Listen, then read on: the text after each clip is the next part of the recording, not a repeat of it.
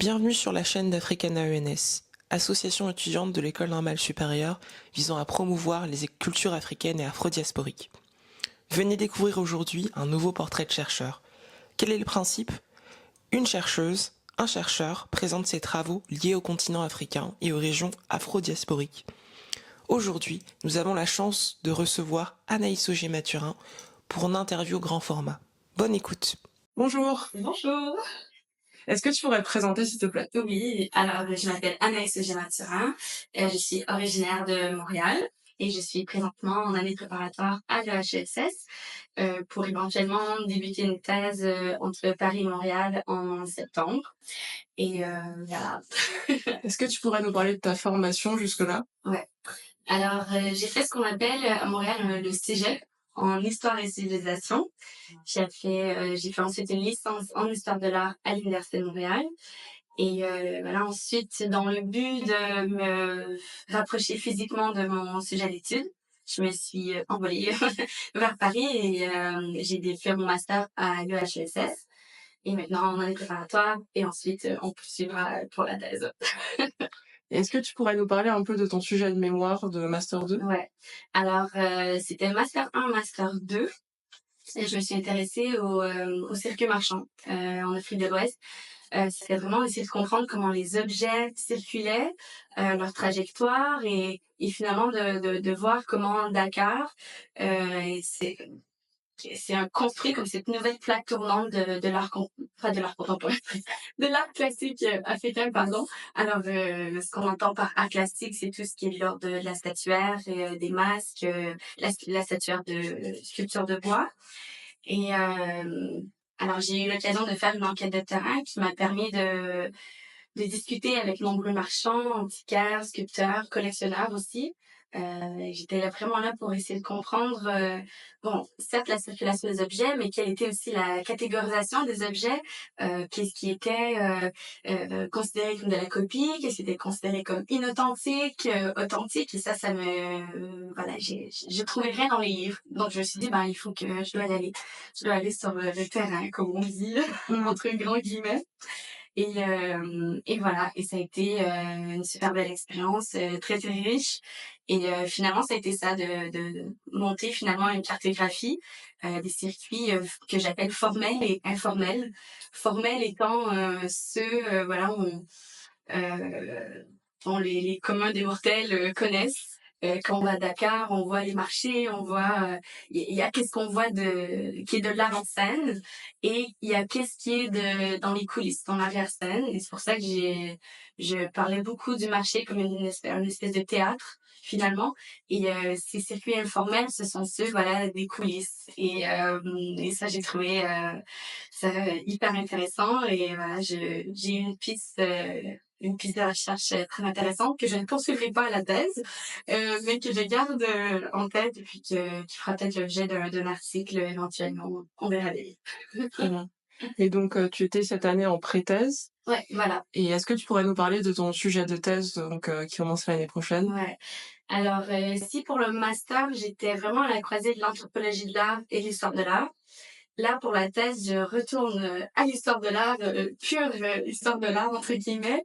Alors là, je m'intéresse aux artistes contemporains qui eux-mêmes, que ce soit dans leurs performances, dans leurs installations, bref, dans leurs œuvres, vont s'intéresser aux enjeux de l'art africain dans le musée. Donc, comment le musée parle de ces objets, les expose, euh, voilà, font de la recherche et c'est de voir comment voilà les enjeux qui sont liés bon à la restitution mais aussi aux questions de représentation, comment les artistes contemporains s'approprient ces questions et en font des œuvres critiques, des œuvres qui vont critiquer le musée et son traitement des collections africaines au sein de ces murs.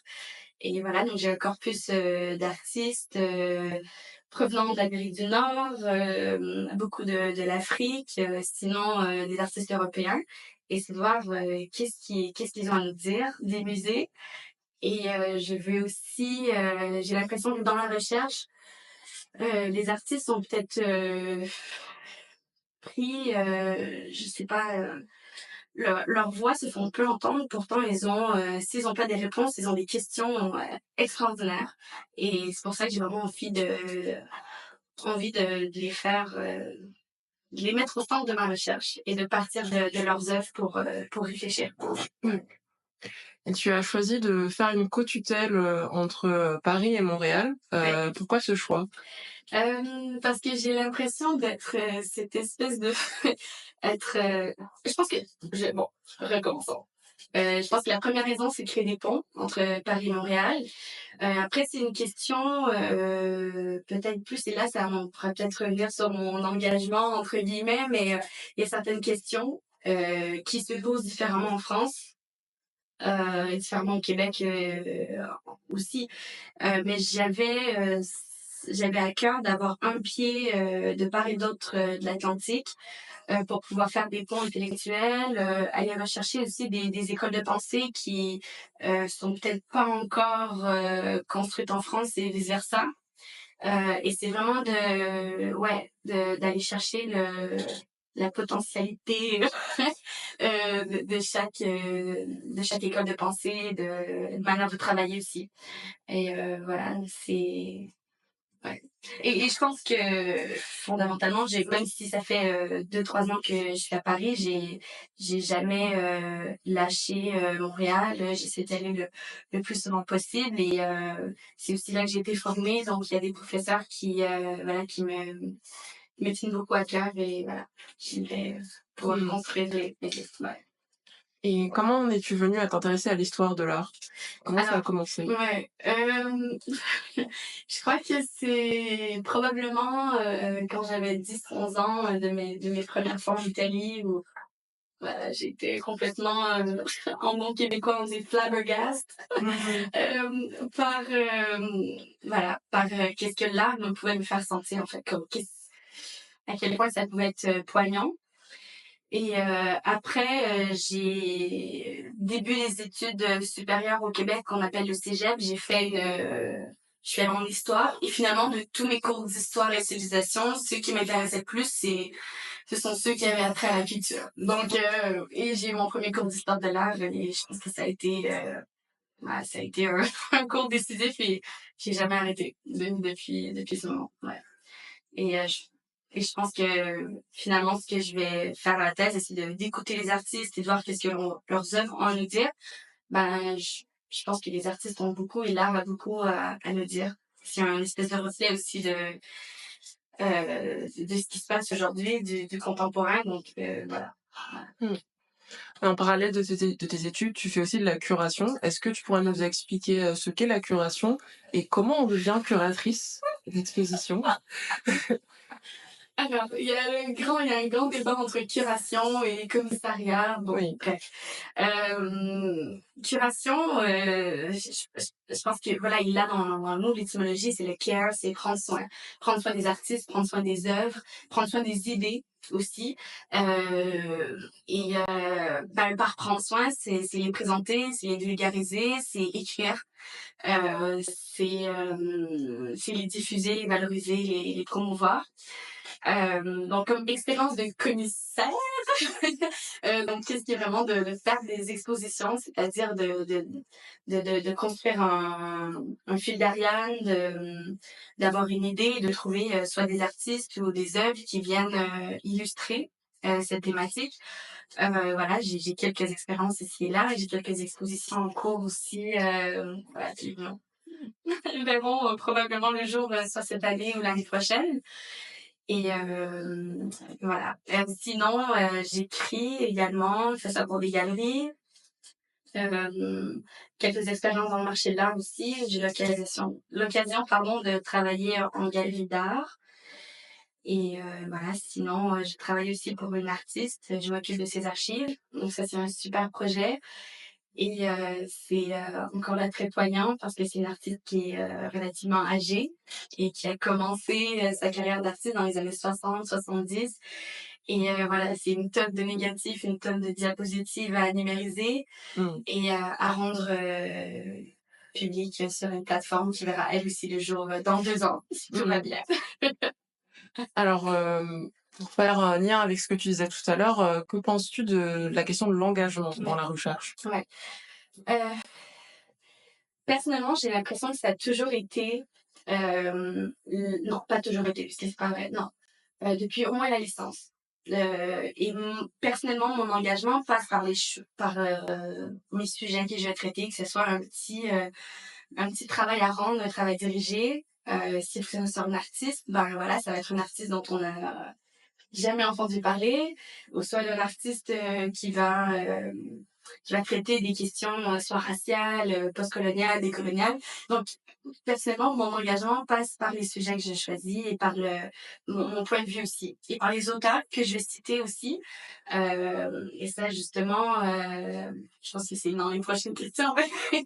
Ce qu'on appelle aujourd'hui le Sud global, donc qui est, bon, première avenue, une- voilà, un espace géographique qui est le Sud, donc l'Amérique du Sud, l'Afrique, l'Asie du Sud, du Sud-Est. Mais voilà, je pense que c'est aussi un espace mental.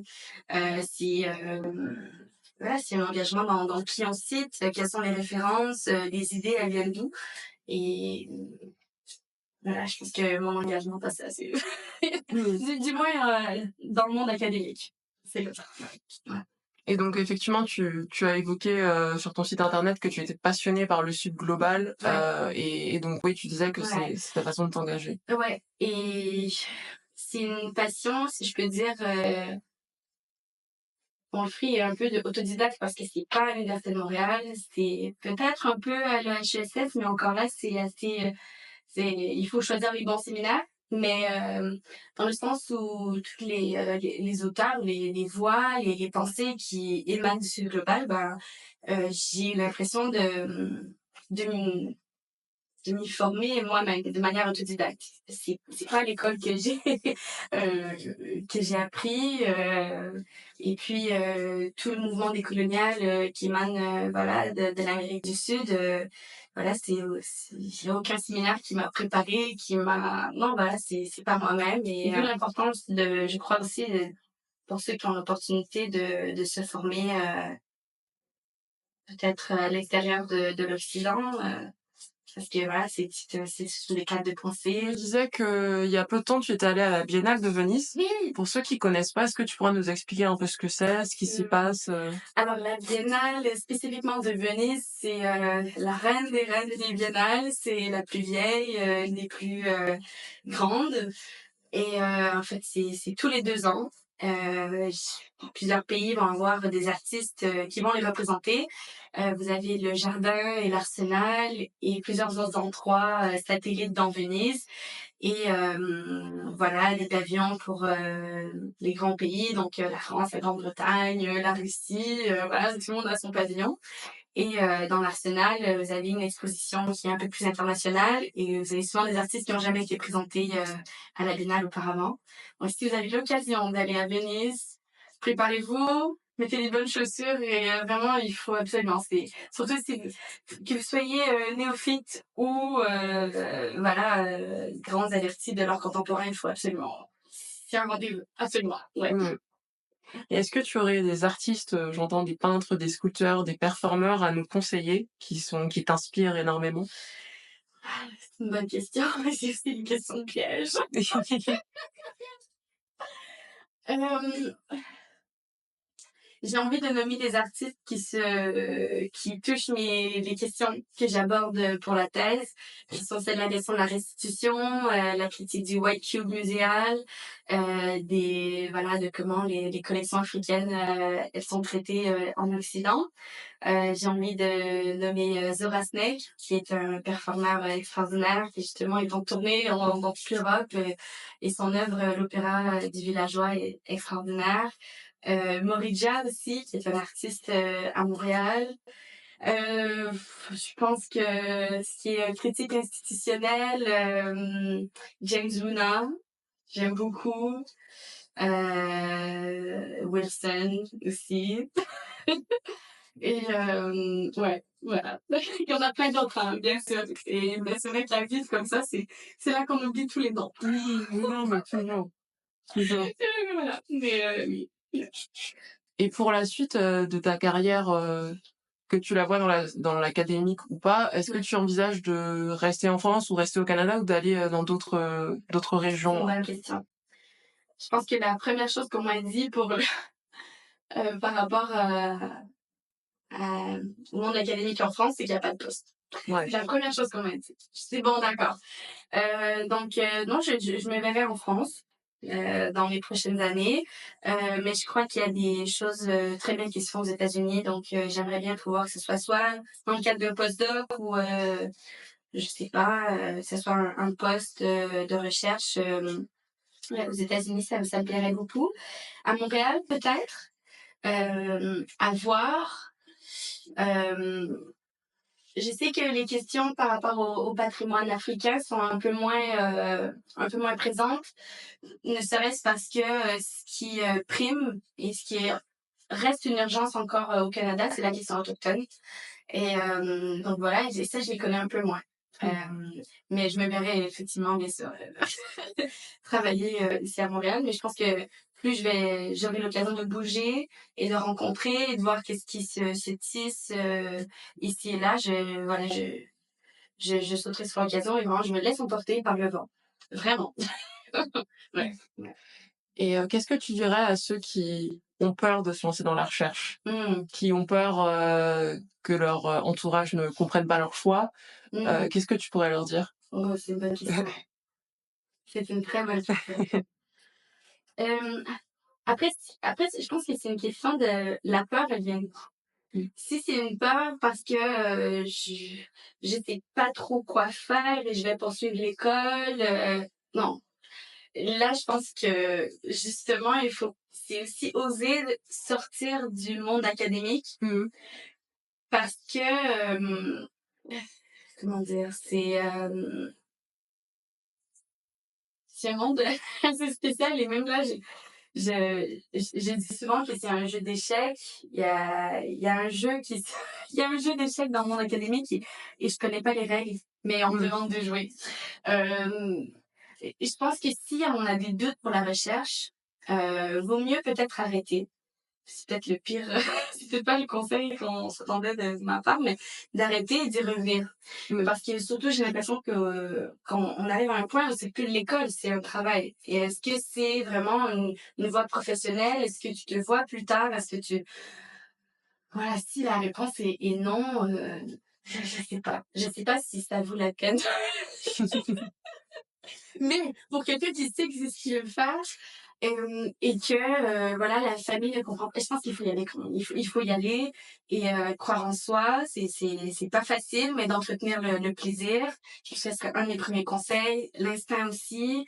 On n'est jamais seul, même si c'est un job qui est très solitaire. On n'est jamais seul. On a tous les mêmes galères, on a tous les mêmes questions. Qu'est-ce que je fais ici? Ma recherche va m'amener à quoi? Ça va servir à quoi? Pourquoi je fais ça? Bon, on se pose toutes les mêmes questions. Oh, pardon.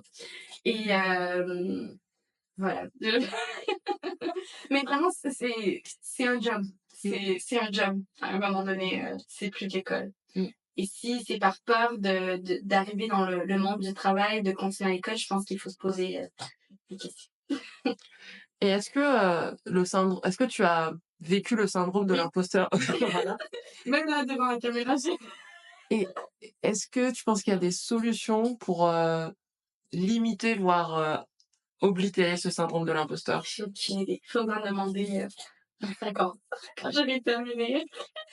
Si je termine, voilà, on sait jamais ce qui va arriver, mais une fois que j'aurai soutenu, faudra me demander, mais je pense que c'est une question de connaître sa valeur. Je sais pas qu'est-ce qui empêche le syndrome d'imposteur. Et ça se manifeste de quelle manière chez toi, ce syndrome de l'imposteur? Je me dis un jour, ils vont savoir que je suis complètement une fraude, en fait. Ils vont savoir, ils vont se dire: «Non mais la même» ouais, ouais, ça et d'avoir de la difficulté à parler de mon travail, de bégayer, de faire tout le temps, d'avoir l'impression que quand des gens te posent des questions, c'est pour essayer de trouver les failles et non parce qu'ils sont vraiment intéressés à ton travail. bon.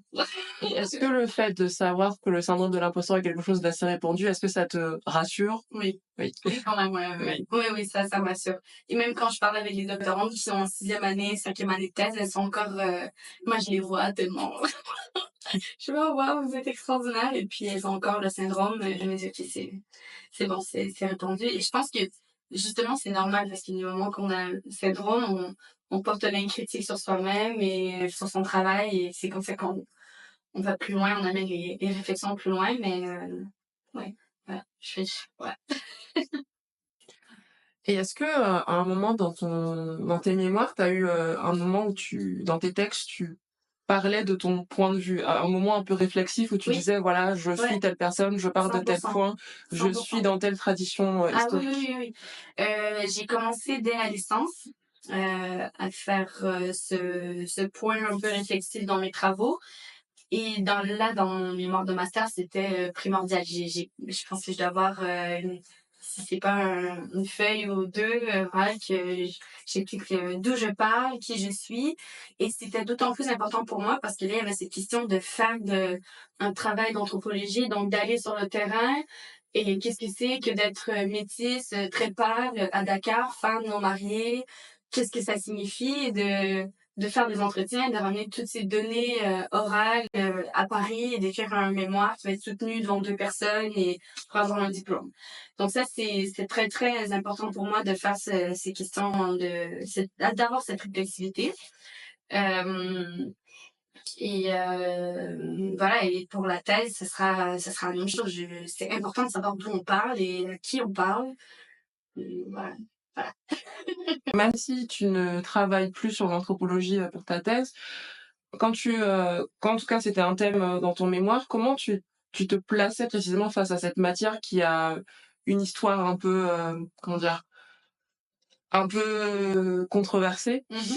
Heu, Historiquement, l'anthropologie, c'était d'abord aller voir, les autres cultures et souvent les cultures, dites, primitives. Et donc comment tu t'es débrouillée pour, travailler avec cette, discipline-là? Est-ce que tu as voulu changer le sens de cette discipline, faire une sorte de retournement du stigmate? Enfin voilà, comment tu arrivais à te placer dans cette discipline en sachant qu'il y avait, quand même un lourd passé un Ouais. peu, Ouais, ouais. c'est une très bonne question et c'est une des premières questions que je me suis posée, quand j'ai parce qu'en fait, mon sujet de master, c'était d'abord un sujet que je voulais faire pour la thèse Mmh. et c'est ma directrice qui m'a dit: «Mais Anaïs, pourquoi attendre la thèse, le doctorat alors que tu as si tu voilà, les capacités de le faire, tu le fais maintenant au master?» Je dis: «Bon, OK, d'accord». Mmh. Moi, j'avais aucune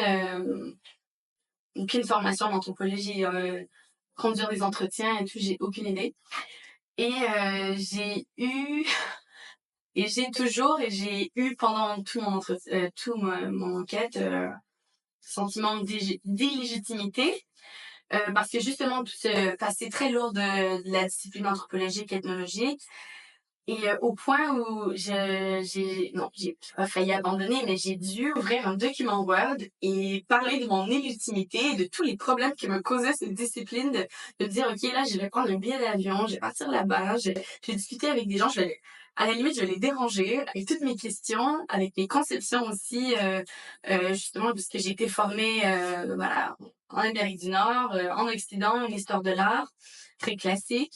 Donc là, je vais aller les déranger dans leur quotidien, leur poser des questions et tout. Heu, donc ça a été, ça a pas été difficile, c'est juste que c'est un exercice qui est toujours dans la tête et je pense que pour essayer de contrer tout ça,